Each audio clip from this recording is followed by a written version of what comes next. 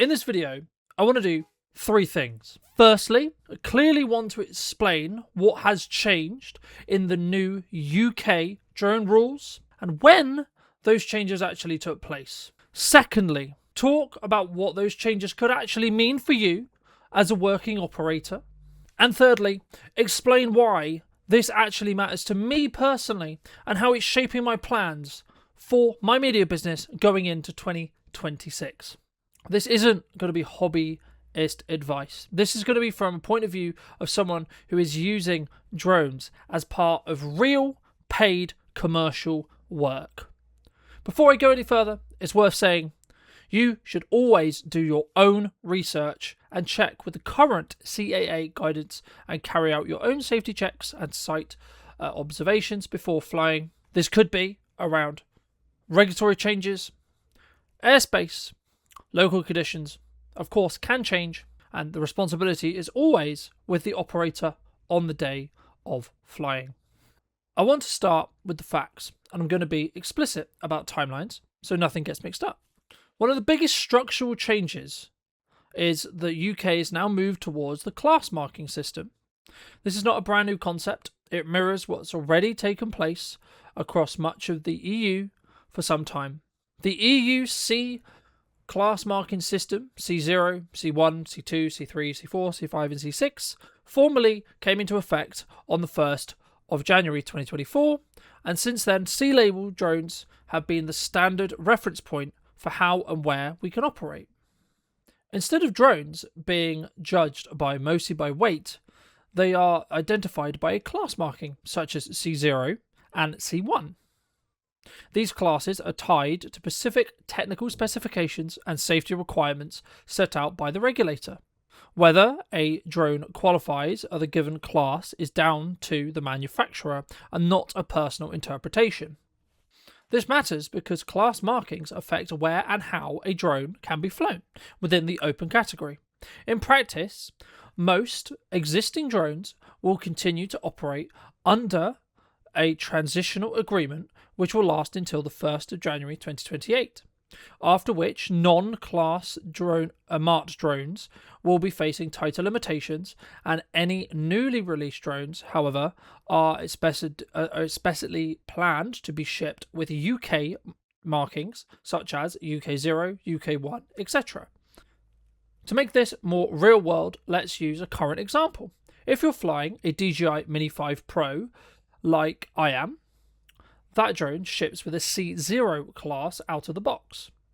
Under the previous system, this would have placed it in the lowest class risk, which is why the drones historically have been the most popular, but also have the most flexibility when it comes to restrictions. What you can actually do with each of these drones then actually doesn't really depend on the drone itself. It actually depends on what qualification you're flying under. So, for example, whether you're holding a flyer ID or you're also holding a A2 certification, the combination of the drone class and the qualification is specifically what rules and what restrictions, etc. you need to follow. Of course, there is ones which you will have to follow regardless, such as air safety rules, separation from people, etc. This is kind of where it starts to change, etc. So on. So keep this in mind when choosing A, your drone, but also B, what certification you look to fly under. The next change that will be mostly coming for most people in 2028 is remote ID, and this is where timing is specifically critical. Not all drones are required to broadcast remote ID instantly. For many existing drones operating under the transitional rules, remote ID is not required until the 1st of January 2028, assuming there is no earlier change from A, manufacturers, or B, regulators. However, it's important to separate that from what's coming next. The new UK class marked drones, which are expected to start being shipped and on sale from 2026 onwards, are expected to ship with remote ID built in and active as part of that purchase.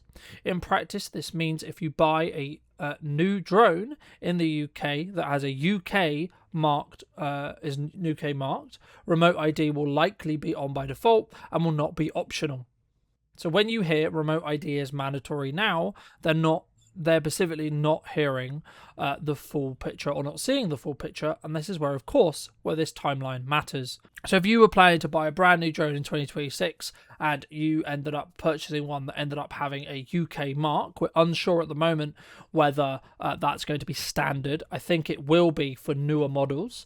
So, for example, the rumoured Air 4S potentially coming this year, and any other models that DJI release specifically, they're likely to be under UK marks, which in that term would mean remote ID would have to be on by default. In most modern models, even of C-label drones, including the DJI Mini 5 Pro that I fly personally, it also has the feature built in, as in the module, and the technology is already in the drone. But of course, you can choose an operator whether you wish to turn that on and whether you want to opt in before 28. Night flying rules are also becoming clearer. Of course, you still need to maintain VLOS and etc. Where required, drones flying at night must be clearly visible, commonly through use of a green flashing light. Importantly, in the UK legislation, this light is primary focus is not around other aircraft, nor is it to aid in VLOS aid. It's simply to help other people on the ground clearly identify that that is a drone flying above them rather than a manned aircraft.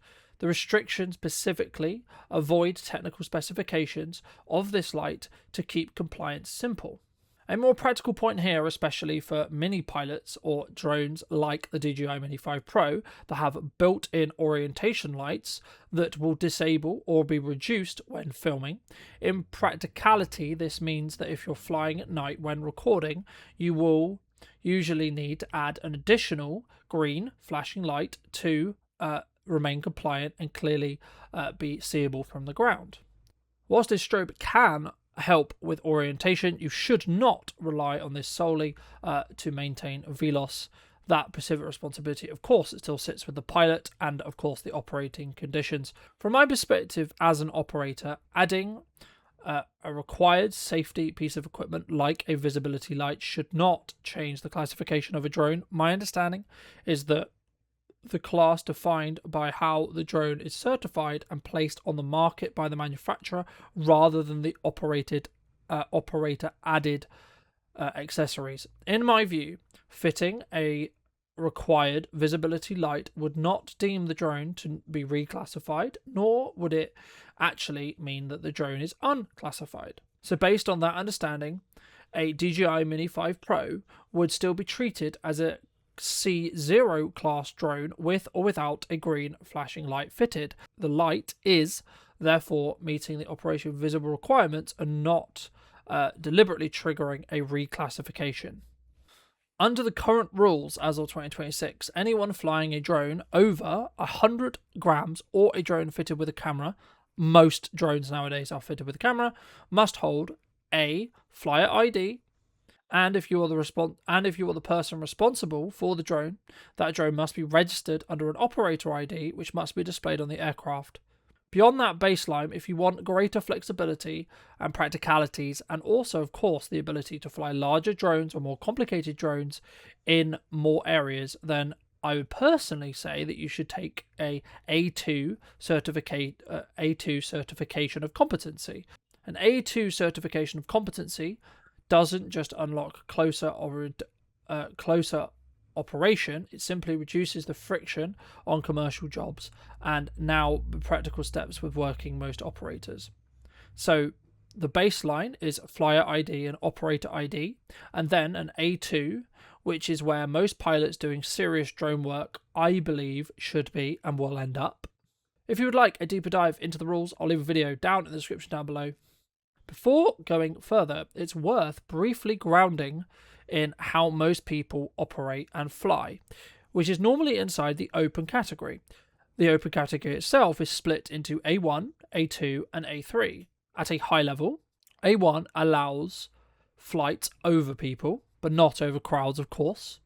This is where the C0 class drones, like the minis, typically sit. A2 allows you to fly close to people and is only for pilots operating under an A2 certification in most cases. This is where larger zones can be used with reduced separation distances given slow mode and etc. and A3, which applies for far away from people and built up areas.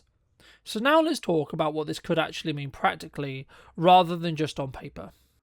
A flyer ID is a baseline legal requirement to fly. Now we're in 2026. An A2 certification of competency gives you more flexibility and, just as importantly, more credibility when working commercially. A GVC can also come into play when you move beyond the open category and specifically work in controlled or congested airspace, such as the centre of London. Whilst a lot of your work may be technically possible under minimum qualifications, in practice, having an A2 makes commercial work a lot smoother in most cases, especially for places outside of central London where airspace is restricted. Historically, many operators default to a very small drone, not because it's the best tool, but because it had least restrictions. As class marks drones become more the norm, the rules begin to support better tools, not just lighter ones. That doesn't remove the responsibility, but it does remove the number of compromises you need to make when it comes to choosing your drone for your maybe day-to-day use. Now, I want to explain why this actually matters to me personally and how I'm thinking as part of my running a media business. For me, these changes affect how you think about choosing the right primary drone for your work. Instead of choosing a drone mostly on how it fits inside regulations, you can now focus on what I would argue are the more exciting things, such as, and the things that are more likely to actually help move the needle for your clients regarding stabilization, of course, image quality, wind performance, and reliability on paid shoots. Personally, I see an A2 qualification, as I said before, as the practical baseline for professional work. I'm waiting personally for the Air 4S before upgrading, as it will likely be the next workhorse setup and something that sits in a sweet spot between capabilities and immediately jump into something bigger on a more expensive platform. Then I'll likely move to potentially taking a course and getting a qualification as a GVC pilot. This gives me the options, of course, to operate and take on jobs within larger areas such as London, where the environment is a lot more complex. Around the same time as taking my GVC, I'll be potentially looking to then jump to the Mavic 4 Pro or potentially the Mavic 5 Pro because the rules will matured and it will make more sense to invest in that quality of drone, as it of course has stronger camera, better stabilization, better wind performance and fewer compromises. The point isn't to necessarily buy a bigger drone just because you can. It's about choosing the tool that reduces the friction and increases the reliability when footage actually matters.